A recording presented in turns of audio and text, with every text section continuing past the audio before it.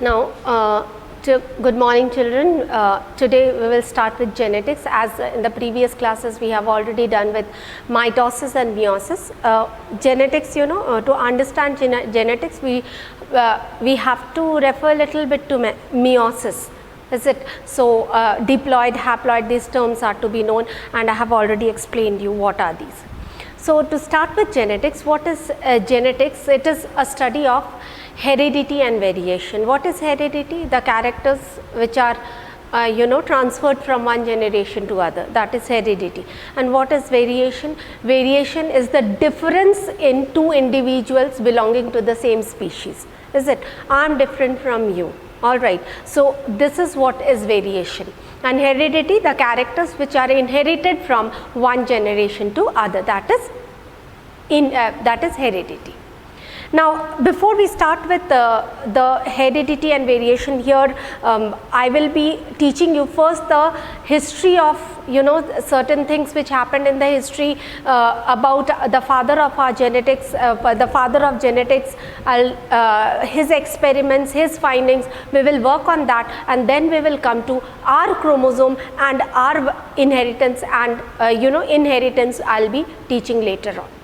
So, we start with in history, like there was a gentleman whose name was Gregor Johann Mendel. Is it all right? So, he was born in a very poor family, and he had a very, his childhood was, he was very poor during his childhood, but he was a very bright student.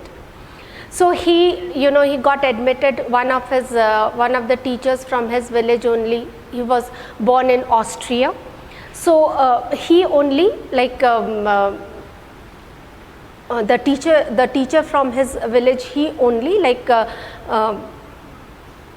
encouraged him to study further. His father to send him to school for higher studies. He studied there, he studied natural science, he studied mathematics, and then he wanted to become a teacher, but eventually he became a monk. He did lot of experiments with garden pea. He did lot of experiments with garden pea. The scientific name of garden pea is Pisum sativum. I will be writing about it.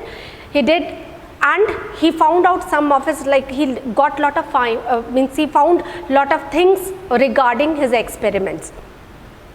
He published in a journal, local journal.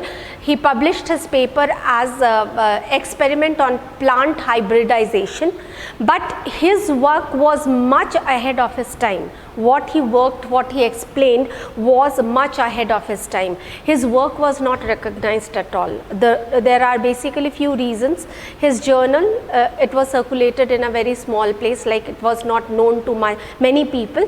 His work was much ahead of his time, means what he was explaining, many of the scientists could not understand, and he belonged to a very small place. So, nobody took him seriously. Those days people were more, criticizing and working on Lamarckism and Darwinism. Nobody took notice to his work.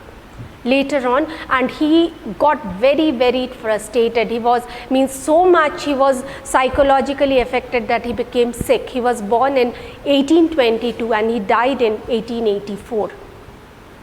This thing, his work was not recognized.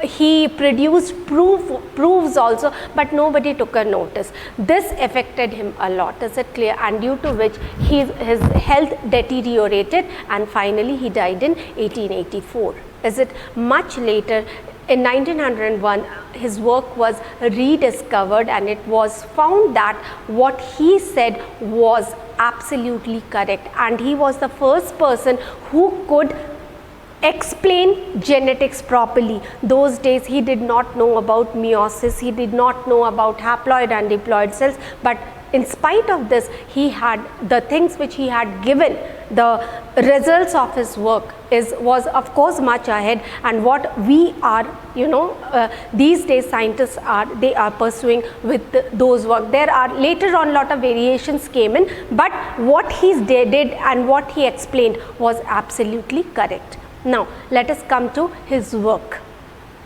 He chose garden pea. Is it? So what is his experiment? It's garden pea. So what is the scientific name for garden pea was Pisum sativum.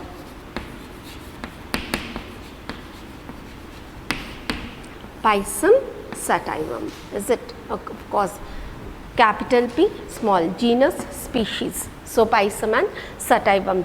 Genus always with a capital letter, species small letter, underlined separately. This should be noted. Is it all right? Okay. So what was the reason for considering garden pea?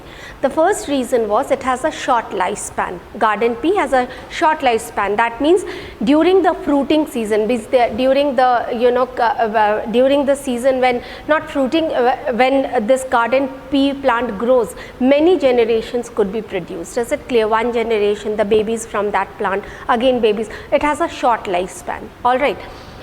Garden pea came in lot of variations. The characteristic, lot of variations are there in garden pea. I'll be giving you the variations.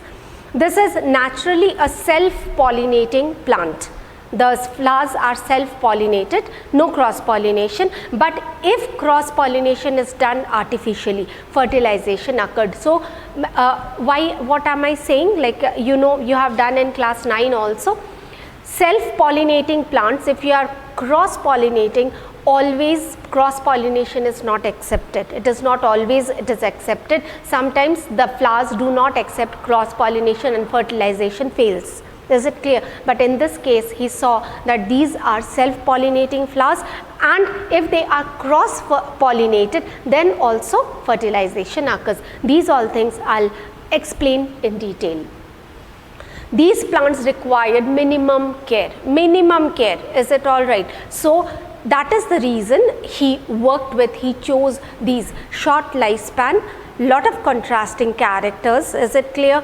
And it required very very little care, plus these are naturally self-pollinating but could be cross-pollinated also. Okay. So let us see the first thing, like what is the meaning of self-pollination and how are they cross-pollinated. Is it the first thing what I said? Achha, one more thing, while doing the experiments, all right, he took utmost care. They had a big land in the monastery, and he occupied 2 pieces of land, and he kept one for female flowers, means the flowers which he considered as female, there was a separate piece of land, and what he was taking as a male, means the male cells from the flowers from which he was taking male cells, they were located far away from these. He after fertilization, he covered the flowers with bags, so that means to avoid further no contamination, so to ensure no contamination. So let us see how he did. Is it all right? So here he acquired 2 pieces of land, okay, and these pieces of lands were located far away from each other. I am not drawing a flower, I am just depicting a flower. All right, now suppose this is a flower, pea flower. All right, of course pea flower doesn't look like this, I'm just showing you. All right, it is a bisexual flower. Since it is a bisexual flower, means it has pistil as well as this has stamen. All right, bisexual flower. And here in this piece of land also the flowers bloomed. He will take male from this and female from that. Is it all right? Female cell from that. All right, so here it is another flower. Okay, here this is Pisum sativum only. This is the female part, that is the pistil, and here is the stamen. Okay, what he did, as this flower bloomed, as this, so he will consider this as female. This is the sign of female. We have done it in junior class, in the previous classes also. Is it female? And this is, he considered, he would take male cells from these flower, male. All right, okay, what it is done, more care has to be taken with this. Now as it bloomed, is it all right, he did not wait for the anthers to mature. As it bloomed, he emasticulated it. That means he removed the male part of it. Is it clear? He cut the stamen and removed it. What was the reason? So that the pollen grains from this flower the anther do not mature, give out pollen grain, and the pollen grain go and fertilize it, because he was wanting cross pollination. So he removed the stamen. He removed the anther totally, not stamen, he removed the anther. Is it all right? The anther part was removed. Now as this bloomed, is it all right? No removal of anything. That means he removed the male part from that. This flower bloomed, and then he allowed this to give out the pollen grains. Anther matured, gave out the pollen grains.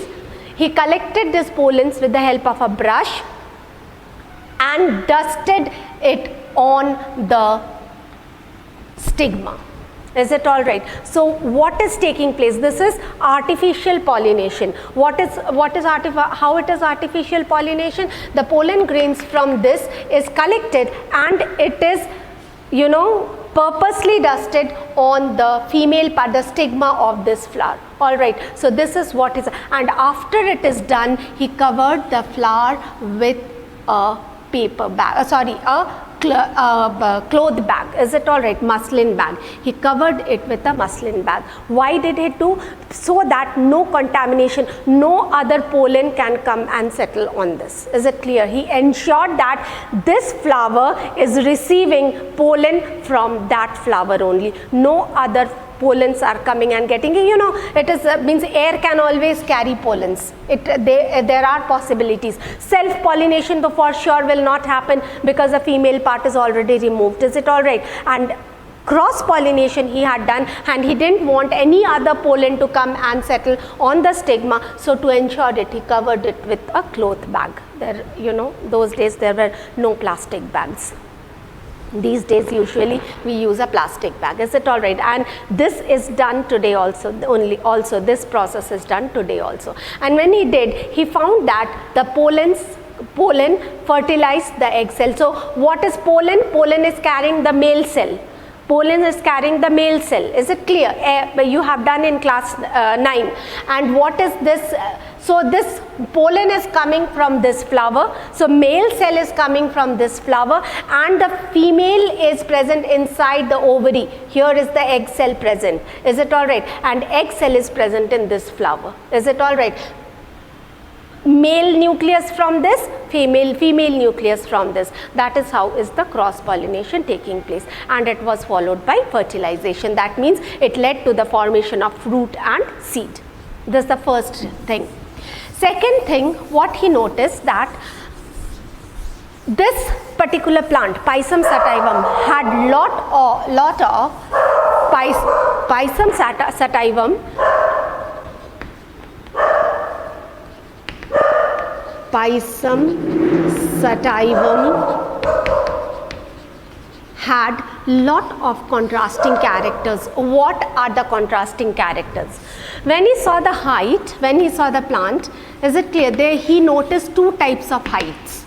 Some of the plants were tall and some were dwarf. We will not say short, they were very short. So we use the term dwarf. Is it clear? So this is the first character. What is the first character? These are the characters.